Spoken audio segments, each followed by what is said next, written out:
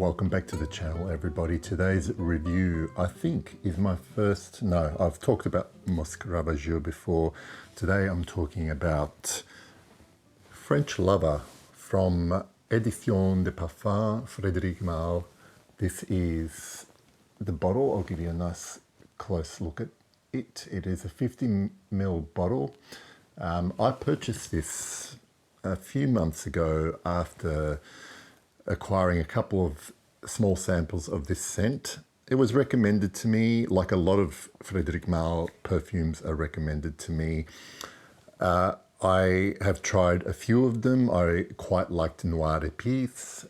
This one here was recommended to me. I got a sample and I'll talk about it. And then I want to sort of expand on this scent a little bit and talk about a little the house itself in terms of how I've approached them over the years.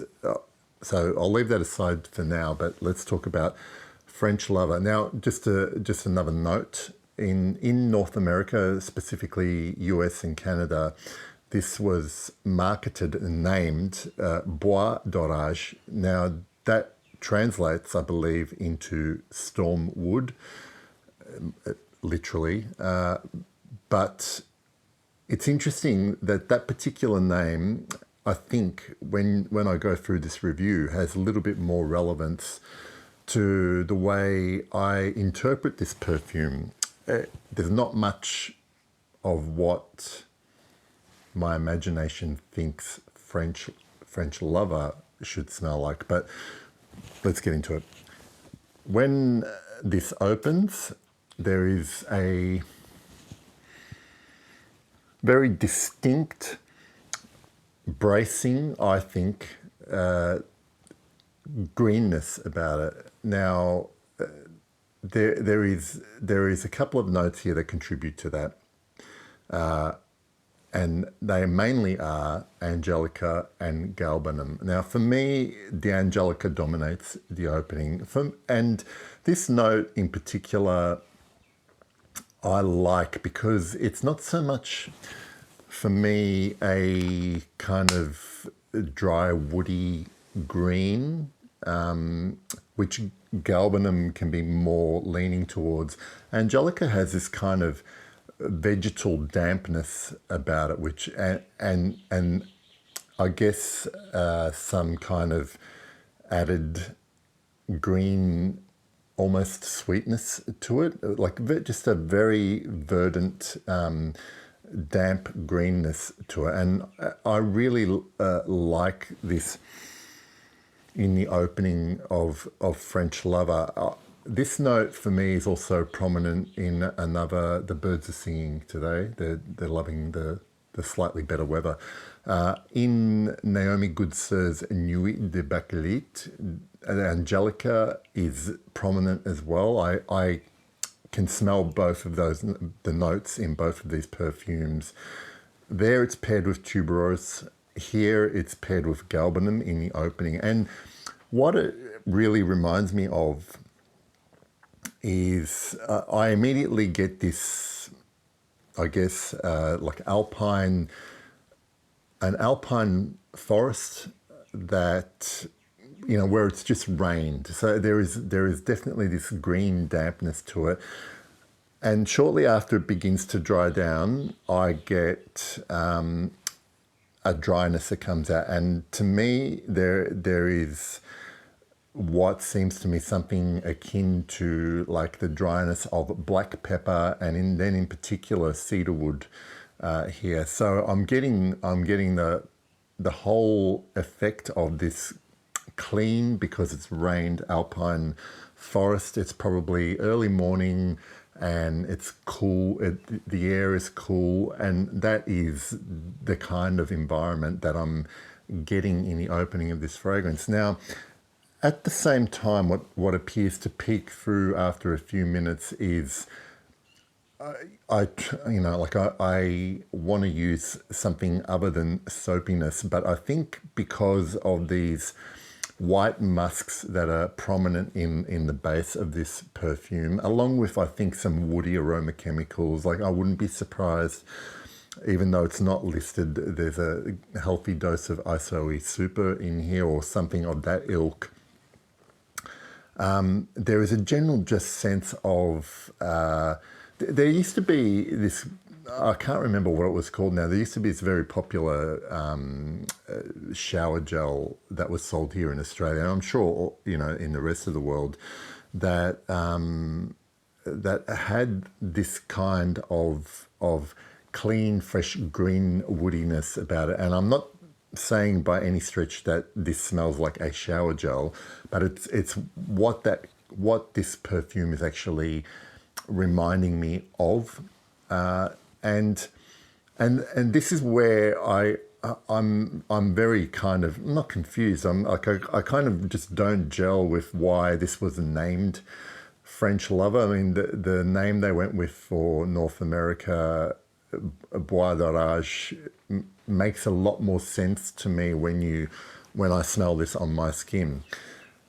The sum of this is that I actually quite like this fragrance, and where I'm going to wrap this up, I guess, for this particular perfume review, is that the scent overall doesn't smell overly complex, and it doesn't have to. It smells good from start to finish for me. What I want to describe this as, not so much a scent that is that develops or turns into something else as it develops and dries down on my skin.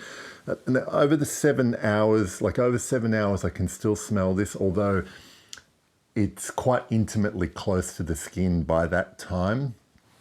I think in the opening, for the first 5 or 10 minutes, you can smell it, projects well. Other people can still smell this on my skin if they get their nose close enough, but I tend to get a little bit nose blind by the 5th or 6th or 7th hour. So I do, I can barely smell it now, and we're just under 8 hours of wear on my skin. What I want to get back to is the way this develops. The best way I can describe this for you is, like, as I mentioned in the opening, you get this very clean forest green woods. Okay, and by the way, there are some listed notes here that I don't pick up at all. For instance, incense is listed here, and I forget what else they've put in here, but I definitely don't get any incense in here. What I mainly get are those green accords, the cedar, a little bit of spice in that pepperiness, and the musks in the base. I don't pick up any vetiver or oak moss that's listed here as well. So what it feels like, the way this develops, is if you can imagine you are right in the thick of this. Let's just say we're talking about a movie scene, okay? The director has set up a shot. The shot starts off close, right in the thick of the trees, and then it starts to pan out wider and actually going to basically leaving the opposite of a zoom shot. I don't know what that's technically called in filmmaking, but if you can imagine that and happening really, really slowly, this is how this perfume develops. So it feels like you're starting off in this close proximity, and then you're slowly being pulled away from it really, really slowly, maybe over the course of 7 hours. So you can still smell the green in the distance after 7 hours, but it's way in the distance. And really, by the end, all you're smelling is the traces of that green and the wood in the air as you're being pulled slowly and slowly away. Before you know it, you can't smell what you initially smelled anymore. So it's not so much a perfume story that develops and has that, starts off here and ends up there. It's more, this is French Lover / Bois d'Orage, and as it develops, it kind of does this. And I know I'm not making any sense at all, but this is the way it wears on me. Now, that's essentially my review of the perfume. And what I want to talk about a little bit is Frederic Malle, the house, if you like.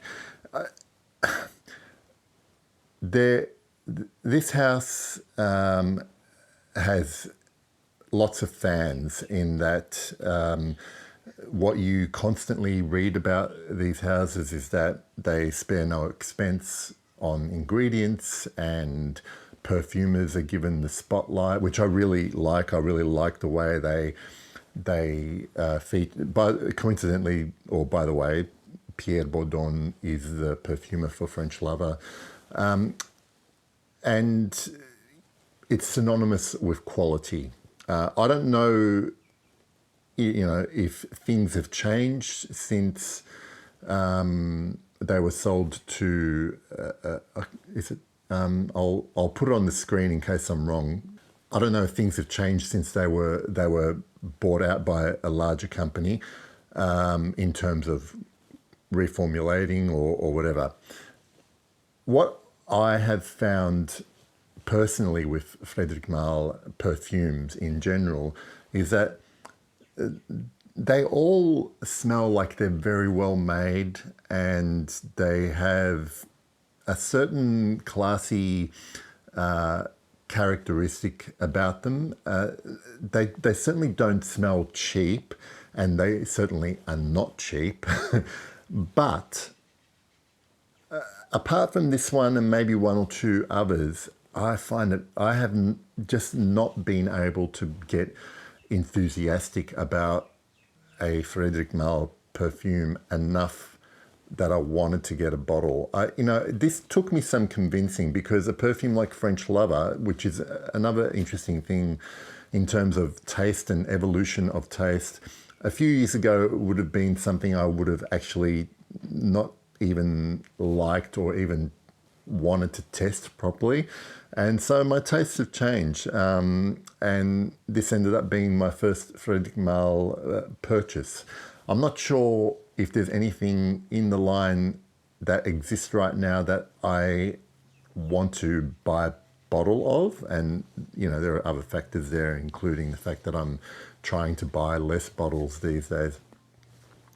But yeah, it's a very highly regarded house, has some very, very highly regarded perfumes there, but it's not necessarily a house that you'll smell and think, oh, I can definitely see why everyone thinks Frederic Malle is the bee's knees of perfumery. You might find a gem, but I don't think they are. I certainly think from what I have smelled, of the ones I've smelled,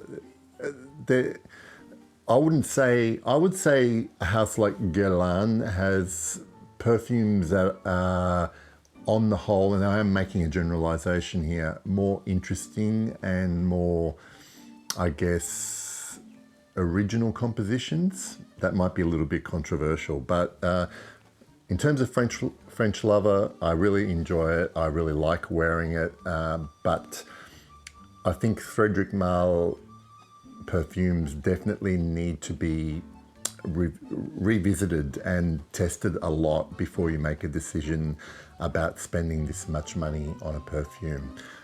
That's all I'm going to talk about, because I feel like I'm talking a lot about this. Thank you for watching, as always, and I'll see you for my next video. Bye.